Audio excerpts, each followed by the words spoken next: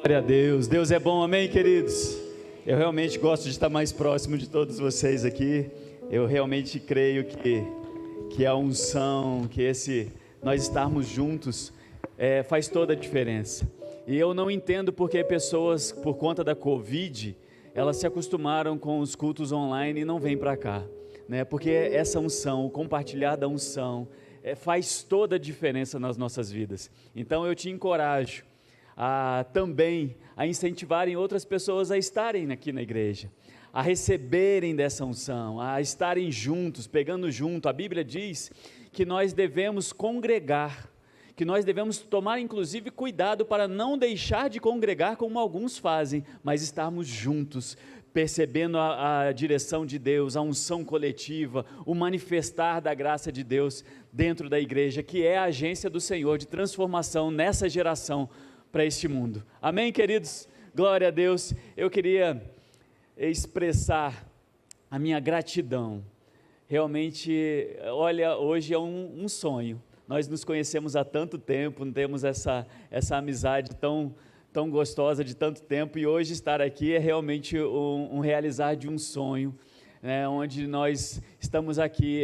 Primeira vez que eu venho a Bauru, estou encantado com a cidade, estou realmente muito feliz de estar aqui, de estar compartilhando coisas grandiosas do Senhor nas nossas vidas, recebendo da unção deste lugar, da igreja de Bauru. E eu trago um abraço muito caloroso do pastor Eliezer Rodrigues, Georgia e toda a diretoria da igreja, toda a igreja de Taubaté. Mando um abraço para vocês.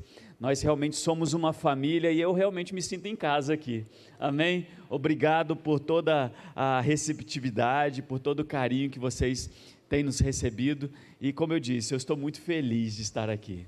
É um privilégio, uma honra para mim estar aqui hoje, e eu queria compartilhar algumas coisas que o Senhor tem colocado no meu coração, algumas experiências que o Senhor tem me feito viver de acordo com a palavra de Deus. Você sabe que o Evangelho, ele não pode ser definido pelas experiências que nós temos, amém? Porque as experiências que nós temos, elas têm que ser baseadas na palavra. Se uma pessoa tem uma experiência ruim ou tem uma experiência contrária à palavra, nós não podemos basear o Evangelho nessas evidências. Mas uma vez que nós temos a palavra de Deus no nosso coração, não tem jeito, vamos experimentar da bondade de Deus, vamos experimentar das promessas de Deus, vamos experimentar do favor de Deus nas nossas vidas. Então, como eu disse, nós não podemos basear o Evangelho nas experiências, mas uma vez que baseamos o Evangelho na palavra de Deus, as experiências com certeza elas virão e elas serão uma bênção nas nossas vidas. Amém? Você crê nisso? Você está pronto para o que o Senhor tem para as nossas vidas essa manhã? Realmente, eu gosto dos cultos da manhã, porque a gente tem que botar uma força extra, né? A gente tem que sacrificar um pouco a carne para poder estar aqui, mas são os cultos matutinos, foram alguns dos cultos que eu tive as maiores revelações do Senhor na minha vida. O Senhor trouxe algumas coisas muito fortes, acho que até por conta dessa questão da gente sacrificar um pouco a carne, botar um pouco de força, falar para o nosso corpo que quem manda somos nós, que somos espírito, amém? Nós somos um espírito, temos uma alma e habitamos num corpo, e esse corpo tem que ser sujeito à direção do espírito, amém? Glória a Deus. Então, queridos, essa manhã, eu confesso que eu estava dividido, eu não sabia se eu ia para um lado ou para o outro, estava orando a respeito do que o Senhor gostaria de compartilhar a esse respeito, mas eu queria trazer hoje algo que o Senhor compartilhou comigo e tem feito a diferença na minha vida, e eu sei que vai fazer a diferença na sua vida também. Eu não sei quantos de vocês fizeram planos para 2022, nós estamos apenas começando este ano, estamos no meio do mês de fevereiro, mas alguns dias atrás nós estávamos planejando o ano de 2022, não é mesmo? E a gente criou algumas expectativas, definimos algumas metas, fizemos alguns compromissos, né? Muitos de nós fizemos compromissos de ir para a academia, de reduzir um pouquinho na comida, para a gente diminuir um pouquinho do peso que a gente ficou na pandemia, não é isso? Alguns desses planos, eles já foram frustrados, porque a gente não foi perseverante neles. E aí a gente falou, já não deu certo mesmo, agora então deixa para lá, vamos ladeira abaixo. Não, querido, não. Eu creio, na verdade, que nós precisamos ser perseverantes, mesmo que por alguns momentos a gente não esteja 100% dentro do que nós planejamos, dentro do que foi proposto, mas se nós desistirmos, é o que o diabo quer na nossa vida. Ou você acha que o diabo está desempregado? Ele o tempo todo vai querer tirar o nosso foco, tirar a nossa expectativa, a nossa esperança e nos fazer desanimar, para falar assim, não tem jeito mesmo, vai ser mais um ano daquele, mais um ano complicado, mais um ano que vai estar cheio de dificuldades. Não, queridos, as dificuldades elas vão vir sim. Jesus Cristo disse isso para a gente: no mundo tereis aflições, mas tem de bom ânimo, porque eu venci o mundo e eu estou com você, você vence o mundo. Amém? A nossa fé vence o mundo. Então nós não podemos desanimar, nós não podemos desistir, nós precisamos caminhar, avançar. Nós não podemos simplesmente olhar para as circunstâncias e falar assim, não, está difícil demais, eu vou abrir mão. Não tem jeito, eu desisti dos meus planos, desisti de 2022, eu estava pensando que 2022 seria um ano, seria mais fácil, mas voltou aí essa pandemia, a variante do vírus, começou a ficar tudo pesado de novo, então vai ser um ano complicado de novo. Não, o diabo está querendo nos enganar, está querendo trazer um cenário que não é real. Nós andamos acima das circunstâncias, nós vivemos pela fé, as circunstâncias são modificadas pelo que nós declaramos, pelo que nós afirmamos de acordo com a palavra de Deus, amém? E sabe, queridos, uma das coisas que mais eu tenho visto as pessoas ficarem angustiadas, principalmente pelo contexto que nós estamos vivendo, é com relação a alguns desafios financeiros. As pessoas estão sofrendo algumas pressões, algumas pessoas tiveram crises durante a pandemia, ainda estão sofrendo reflexos dessa questão, mas deixa eu te perguntar uma coisa, de todos os planos que você fez para 2022, em algum momento você pensou em esse ano de 2022, você semear como você nunca semeou até hoje? Uns 2 ou 3 améns, 1, 2, 3, glória a Deus. Mas sabe, queridos, nós precisamos entender os princípios de Deus. Os princípios de Deus, eles não são naturais. A mente humana não capta os princípios de Deus de uma forma tranquila. A Bíblia chega a dizer que a palavra de Deus é loucura para este mundo. Não faz o menor sentido. Por quê? Nós entendemos as coisas espirituais pelo Espírito, não pelas coisas naturais. Como eu disse ontem, quem estava na conferência ontem? Alguns homens estavam ali com a gente, eu creio que para mim foi bênção demais, né? Eu gostei demais, foi um tempo bom, um bate-papo gostoso ali com os homens, mas deixa eu te dizer uma coisa, faz algum sentido você ter um salário, você tirar 10% do salário e viver melhor do que se você estivesse usando 100% para as coisas que você precisa comprar e pagar? Faz algum sentido 90% ser mais abundante do que 100%? Naturalmente não faz sentido nenhum, não é verdade? Mas os princípios de Deus, eles trabalham baseados em princípios espirituais. E esses princípios espirituais, quando nós aplicamos eles na nossa prática diária, eles funcionam e eles trazem frutos permanentes nas nossas vidas. Eu não sei vocês, mas eu cresci num contexto de interior mesmo, de roça, plantação. Meus tios, inclusive, ainda vivem de plantações, de criações de gados, e quando eu cresci, eu ia para todas as férias, eu adorava ir para as fazendas dos meus tios, acompanhar, trabalhar ali com eles. Aquilo dali para mim era uma diversão, né? Para as crianças, né? É uma diversão a gente estar participando dessas situações da natureza, de contato com a natureza. E algo muito interessante que eu percebia que todos os meus tios faziam, é que eles plantavam, e aí tinha todo o cuidado, o preparo do solo, o cuidado depois que plantava, tirando as ervas que poderiam trazer algum dano, cuidando a respeito de algum algum problema, alguma doença que poderia afetar ali a plantação, mas então chegava o tempo da colheita.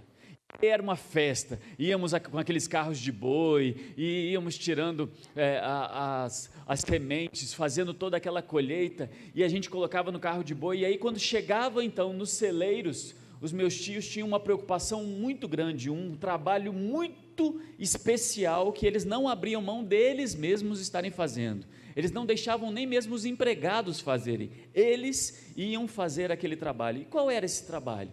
Eles pegavam as melhores sementes, eles separavam as melhores, e aí eu imaginava assim, poxa, ele está separando as melhores para poder fazer as comidas com essas melhores sementes, porque são as sementes que vão dar mais, que vão ser mais saborosas, vão ser melhores para a gente consumir, mas não, eles pegavam as melhores sementes e separavam para o plantio da próxima safra. Então, eles pegavam o que havia de melhor. Eu não sei se eu estou em algum lugar ruim aqui. Eles pegavam o que havia de melhor e eles separavam para eles semearem. E aquelas melhores sementes garantiriam uma colheita ainda mais abundante na próxima safra.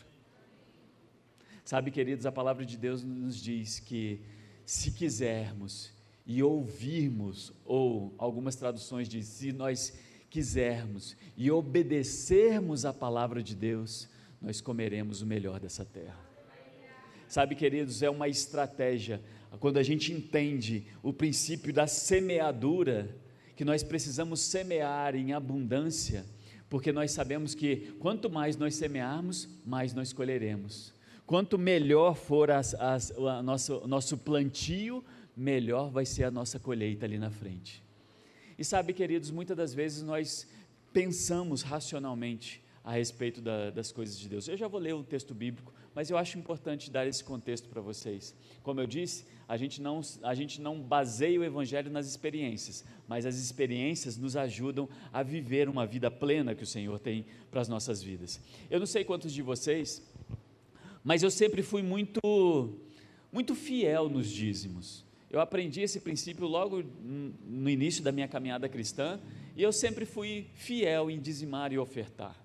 Mas teve uma fase na nossa vida, nós já mudamos bastante, uma época que nós estávamos morando em Vitória, no Espírito Santo, e aí a gente, naquele processo de construir uma casa, aí vende a casa, vai para um outro lugar, e Deus nos deu um grande presente. A gente tinha construído uma casa por um determinado valor, 3 anos depois a gente vendeu aquela casa pelo dobro do valor que nós havíamos investido, e conseguimos uma casa muito melhor.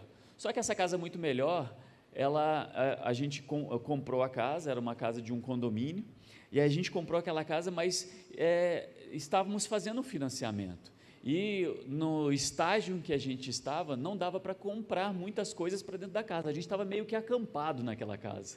É aquela casa que a gente entrava assim, e se falasse muito alto, dava eco, porque não tinha móveis, não tinha nada, né? A gente estava meio que acampado dentro daquela casa, mas estávamos muito felizes por aquela conquista.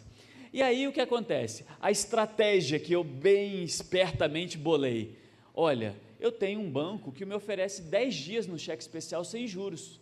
Então, como a gente está fazendo todo aquele processo, né, de financiamento, gastos extraordinários, coisas que não estão comportando dentro do nosso orçamento, o que eu pensei mirabolantemente? Vou deixar para dar os dízimos nos 10 últimos dias do mês, porque entro no cheque especial, não pago juros, está tudo bem, então eu consigo fazer aquele processo. Continuo sendo um dizimista fiel, amém, queridos? Acompanhe meu raciocínio, era isso que eu estava pensando, eu estava sendo dizimista fiel, eu estava cumprindo os planos de Deus, mas num certo culto, eu estava ali adorando o Senhor, e o Senhor falou com uma voz audível ao meu coração, falou assim: você não está dando o melhor para mim, você não está confiando em mim, você está confiando na força do seu braço, na sua estratégia que você tão espertamente bolou. Confia em mim e você vai desfrutar do melhor. Aquilo chegou no meu coração de uma forma tão, uau, e agora, o que eu vou fazer? E estava naqueles 10 dias finais do mês. Eu já estava preparado para dar o dízimo. Estava ali na época a gente usava cheque ainda, né? Estava com cheque ali, já pronto para dar o dízimo daquele mês. E o Senhor deu essa palavra no meu coração, e aí então chegou no meu coração algo muito forte, falando assim: ei, eu confio ou não confio nesse Deus? Então vou fazer o seguinte, eu vou dar o dízimo desse mês, e já vou dar o dízimo do mês que vem. Mas não faz sentido nenhum, eu já vou entrar no cheque especial, já vou entrar em dívida o próximo mês. Mas eu dei aquele passo de fé, sem saber de nada do que estava acontecendo. E aí então nós fomos para casa, era um domingo à noite, já era mais de 10 horas da noite, e o telefone então toca lá em casa. Aí eu atendi o telefone, ainda tínhamos telefones residenciais, né, naquela época, hoje quase ninguém mais tem. Aí eu atendi o telefone, o rapaz chegou, do outro lado da linha, falou assim: é da casa da senhora Késia? É sim. Eu posso falar com ela? Como assim? Domingo, 10h30 da noite, um cara querendo falar com a minha esposa? Que história é essa? Eu peguei o telefone e passei para ela, falei: amor, que história é essa aqui? Um cara querendo falar contigo essa hora, domingo? Fala aqui, mas não estou gostando dessa história não. E eu não sabia que a Késia tinha ido, como a gente tinha mudado para essa casa nova, mulheres têm muito dessa questão de olhar móveis, olhar coisas para casa. Késia tinha ido numa feira de móveis, essas feiras que passam nas cidades, mostrando móveis, utilidades domésticas. E aí Késia tinha ido naquela feira e ela tinha preenchido um cupom daqueles para ganhar alguma coisa ali. E aí aquele homem ligando para a Késia, ele falando, e a Késia do outro lado da linha: não acredito, sério? O que está acontecendo, amor? O que esse cara está querendo falar com você?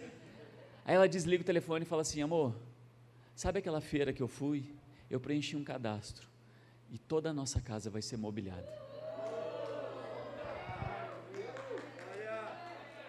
Não venha falar para mim que essa palavra não funciona, você chegou tarde demais. Eu provei e vi que ela funciona. Nós precisamos experimentar a palavra de Deus, sermos fiéis. Sabe, queridos, muitas das vezes na nossa cabeça não vai se fazer o menor sentido, vai falar assim: eu vou entrar em dívida, eu vou entrar em situações complicadas, mas dízimo é algo que não se negocia. Ofertas, a Bíblia diz que foi proposto no nosso coração com alegria para nós darmos, mas dízimo não retenha. Não retenha. A Bíblia diz: aquele que retém mais do que deve é para a sua própria perdição, mas aquele que semeia em abundância, esse vai enriquecer. Amém? Glória a Deus. Você está preparado então para a gente ir para a palavra e ver algo extraordinário que Deus fez através da sua palavra? Abra sua Bíblia em Lucas capítulo 5. Deus é bom, amém? Eu amo a palavra de Deus, e você? Glória a Deus.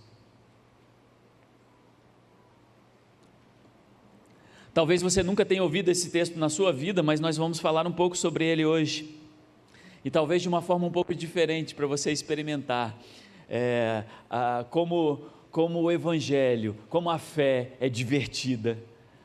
Nós podemos olhar para as circunstâncias e nos alegrarmos, em qualquer situação,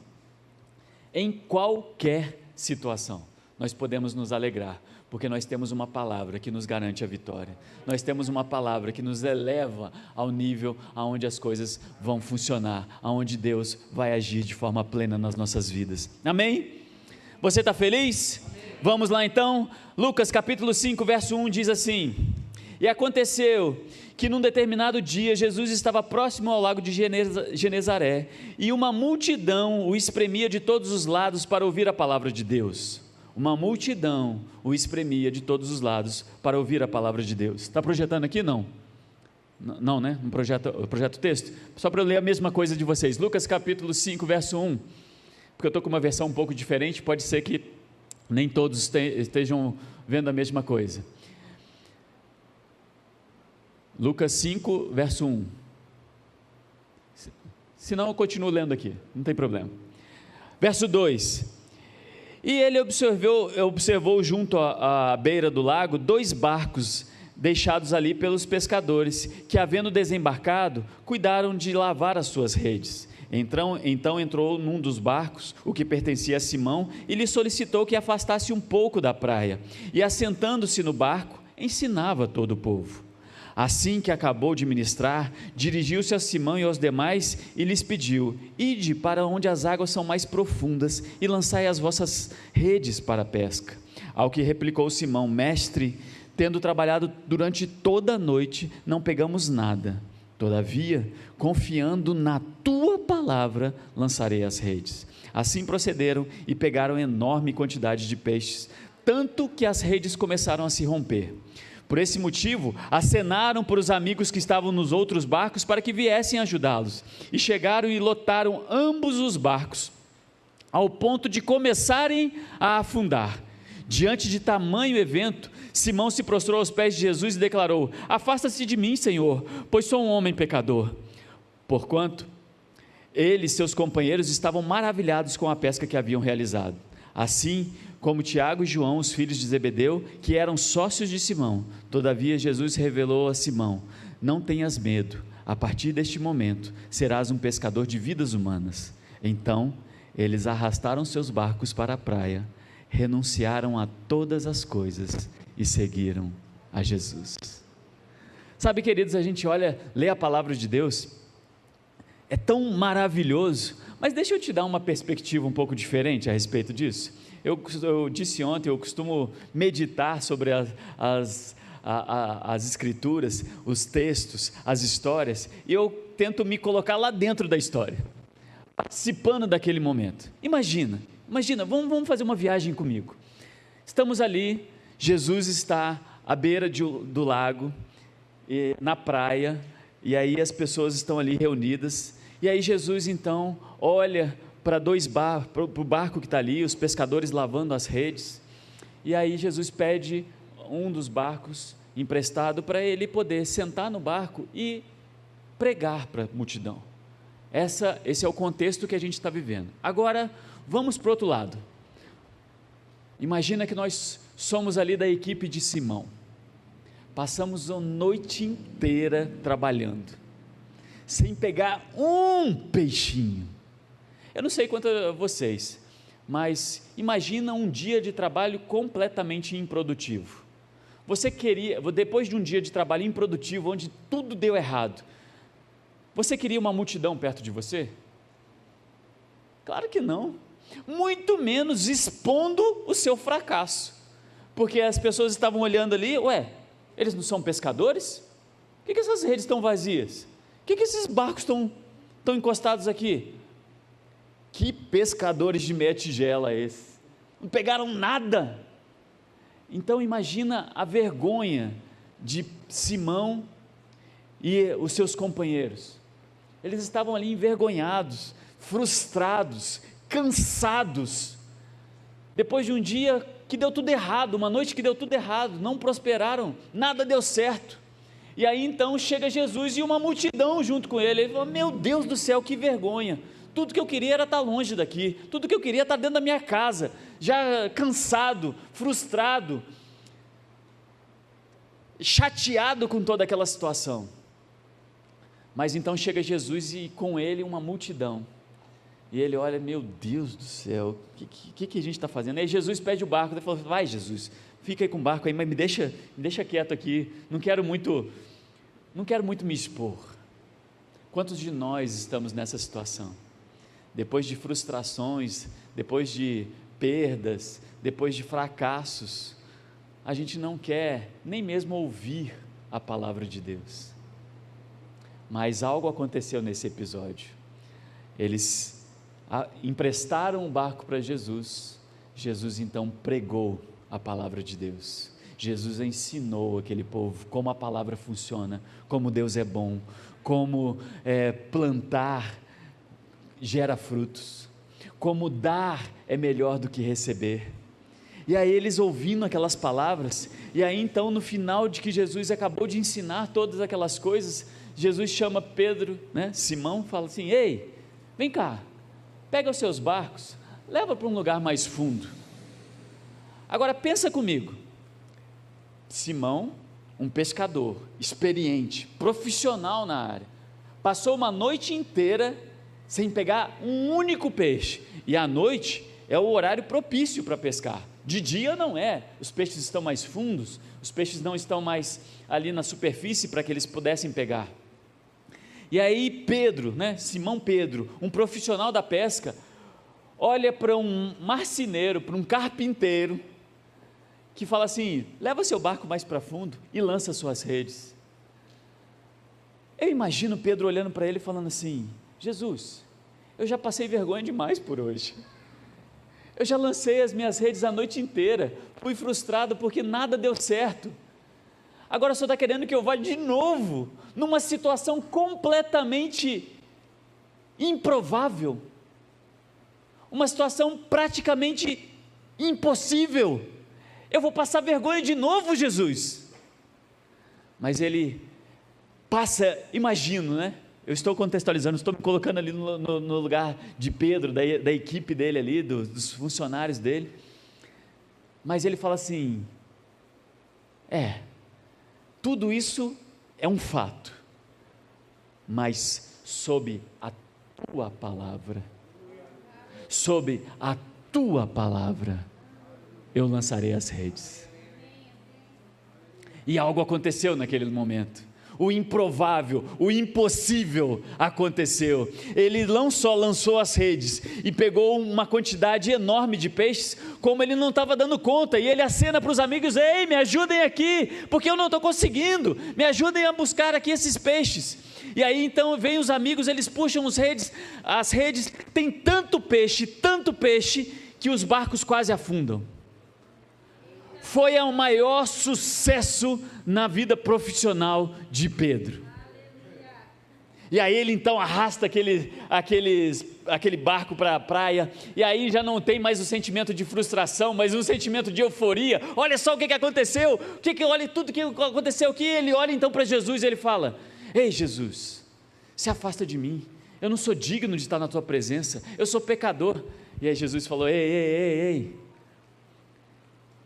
calma, você está aprendendo, não confesse as coisas erradas, confesse daqui para frente o que eu digo, concorde comigo, porque o que eu falo acontece, porque a minha palavra não volta vazia, mas ela faz o que ela foi destinada a cumprir. E então, vem comigo, a partir de hoje, você vai ser pescador de homens, você vai pregar o evangelho a toda criatura, e as pessoas serão salvas, curadas, providas. E sabe, no maior sucesso profissional, no auge da vida profissional de Pedro e seus amigos, eles olham para todas aquelas conquistas, e eles falam assim: ei, isso não tem mais valor do que a palavra, isso não tem mais valor do que o verbo da vida, Jesus Cristo, o verbo da vida. Eu vou seguir a palavra de Deus. Como o apóstolo Paulo diz, todas as coisas naturais ele considerou lixo, refúgio, esterco, em comparação com o evangelho de poder de Deus nas nossas vidas. O que eu quero trazer para você hoje, essa manhã? Confie na palavra de Deus, ela funciona, ela é real. Por mais dificuldade, por mais vergonha, por mais pressão que você esteja passando, dê um passo de fé. Essa palavra funciona, ela funciona, ela é real. Todas as promessas que Deus declarou em sua palavra, existe um sim e um amém em Jesus Cristo. Qual é o segredo? Obedecer. Pedro poderia não ter obedecido, falar assim: não, Jesus, eu já pesquei a noite inteira, não deu certo, deixa para lá, amanhã eu tento de novo, e poderia ter ido para casa, mas ele não fez isso, ele obedeceu o comando de Jesus: vá para mais fundo, lance as suas redes, e ele teve a maior experiência profissional que ele já poderia ter tido. Depois disso tudo, depois dessa euforia, depois de todo esse sucesso, ele olha: não, isso não é maior do que seguir a Jesus Cristo, eu vou segui-lo, ele é um tesouro muito maior do que qualquer coisa que eu possa conquistar nessa terra. E então, Pedro, Tiago e João seguem a Jesus, vem a transformação da água em vinho, vem cegos enxergando, coxos andando, mortos ressuscitando, pães e peixes sendo multiplicados para alimentar uma multidão. E não somente isso, eles veem isso acontecendo através da vida de Jesus, mas através da vida deles mesmos, eles começam a fazer as mesmas coisas. Eu e você temos essa palavra, não só para ela funcionar nas nossas vidas, mas para nós abençoarmos outras pessoas. O que Deus nos coloca nas nossas mãos para administrarmos, é Ele mesmo que dá. A Bíblia diz que das próprias mãos de Deus nós entregamos para Ele. A Bíblia diz que a palavra de Deus ela é lançada na terra para poder frutificar, e então ela volta para o Senhor. Quando nós entendemos a palavra de Deus, quando nós declaramos a palavra de Deus, ela volta ao Senhor como aroma suave, e ela cumpre tudo o que ela fez. Quando nós concordamos com Deus, falamos: sim, Senhor, eu vou te obedecer, eu vou cumprir a sua palavra. Como o pastor Leandro disse, buscar em primeiro lugar o reino de Deus e a sua justiça, e todas, aqui não estão falando algumas coisas, você vai ser satisfeito com algumas coisas vão ser providas, outras vão ser deixadas de lado, você vai ter um monte de falta. Não, todas, no original, aqui todas, a palavra todas, ela significa todas. Todas as coisas vos serão acrescentadas. Nós podemos confiar nessa palavra, porque ela é fiel, ela funciona. E para terminar, queridos, eu queria um texto que marca o meu coração. Na casa que eu tinha em Porto Alegre, nós mandamos fazer um adesivo grande com Efésios capítulo 3, verso 20, que diz assim: aquele que é poderoso para fazer tudo, infinitamente mais, abundantemente, além daquilo que pedimos ou pensamos, a Ele seja a honra, a glória e para todos sempre, amém. Mas só espera um pouquinho, eu queria destrinchar esse texto para você. A Bíblia diz que aquele que é poderoso para fazer tudo, aquele que é poderoso para fazer tudo está suficiente para você? Está bom para você? Se eu te perguntar assim, o que você precisa? E aí você me passa uma lista de todas as coisas que eu preciso. Eu falo para você aqui, está aqui, tudo o que você precisa está disponível para você. Você estaria satisfeito? Sim ou não? Tudo que você precisa está pronto, disponível. E aí a Bíblia não para por aí, ela fala tudo, infinitamente mais. Ou seja, não tem como medir a quantidade que Deus vai te suprir, a quantidade que Deus vai te prover de todas as coisas que você precisa. Mas a Bíblia também não para por aí, ela fala que tudo infinitamente mais, abundantemente além daquilo que um dia você foi capaz sequer de pensar ou imaginar. Ele é poderoso para fazer. Mas sabe de uma coisa? Às vezes nós colocamos toda essa responsabilidade em Deus. Deus, você precisa fazer. Deus. Sim, é Ele que faz, é das mãos dEle que nós recebemos. Mas entenda que esse versículo diz: aquele que é poderoso para fazer tudo, infinitamente mais, abundantemente além daquilo que pedimos ou pensamos, segundo o poder que opera em... Não. Você não entendeu. Aonde que opera esse poder? Em nós. Ele nos deu esse poder pela sua palavra. Ele nos deu a autoridade, Ele nos deu a cura, Ele nos deu a provisão para que possamos ser generosos, abençoar pessoas, não só nas nossas vidas, mas em todos os lugares onde passarmos. Nós somos agentes de Deus, embaixadores de Cristo, para abençoar pessoas. Nós imporemos as mãos, pessoas serão curadas. Nós declararemos a palavra, pessoas serão salvas, pessoas serão transformadas, casamentos, famílias serão restauradas em nome de Jesus, porque tudo o que é necessário para vivermos uma vida plena e abundante já está disponível para nós, através do poder do Espírito Santo que habita em nós. Para quê? Para que nós possamos dar honra e glória ao Senhor Jesus. Ele é o centro de tudo. Amém? Você foi abençoado essa manhã? Eu queria perguntar algo essa manhã a respeito do seu coração. Eu não conheço vocês. Eu não sei se tem alguém aqui nessa manhã que ainda não entregou a sua vida a Jesus, que ainda não experimentou da palavra de Deus na sua vida, mas Jesus Cristo, a palavra de Deus, Ele nos salvou, Ele morreu no nosso lugar, porque nós não poderíamos sair das circunstâncias onde nós estávamos. A Bíblia diz que nós estávamos no lamaçal do pecado, no império das trevas, mas Jesus Cristo, com a sua morte, Ele nos resgatou. Mas a Bíblia diz que nós precisamos confessá-lo, nós precisamos aceitar a Jesus. Isso é muito simples. A Bíblia diz que aquele que declara Jesus Cristo como Senhor com a sua boca, este será salvo.